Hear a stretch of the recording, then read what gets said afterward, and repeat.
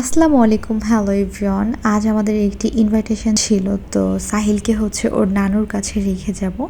এখানে আমি আর সিফাত রেডি হয়ে গিয়েছি। এরপর আমরা চলে গিয়েছিলাম ভেন্যুতে। আর দেখতেই পাচ্ছেন কত সুন্দর করে সব কিছু সাজিয়েছে।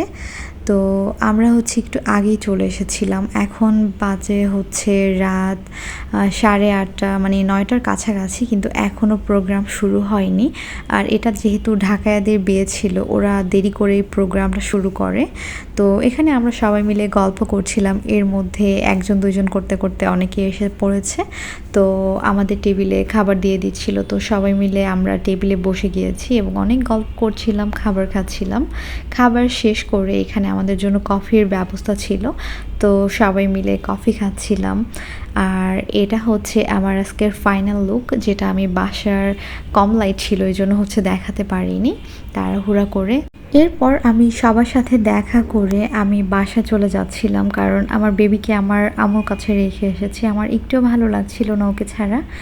আর আজ এই পর্যন্তই। সবাই ভালো থাকবেন এবং কে কোন জেলা থেকে আমার ভিডিওগুলো দেখেন অবশ্যই কিন্তু কমেন্ট বক্সে জানাবেন। আল্লাহ হাফেজ।